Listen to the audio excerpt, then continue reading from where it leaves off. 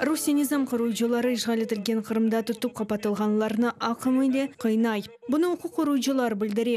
Инсан акылары боюнча Кырымканда группасы кайд эткени кеби ФСБ хизметчилери Новокленова көйүндө яшаган ага кардашына курлады. Оларнын эвинде августтун 10-унда ишгалчылар тинтүүнү кечирди. Бундан соң оларны тутуп алдылар, кыйнады, коркуздулар. Зарар көргенлерден бiri айтканы кеби оларны из калдырмайып көтөклөдүлөр. Укук курууучу Тамила Ташева ЮТВ телеканалына билдиргенине бинайын Кырымда жирян зулумлары биринчи кере этилмей. Последние задержанные 10 августа.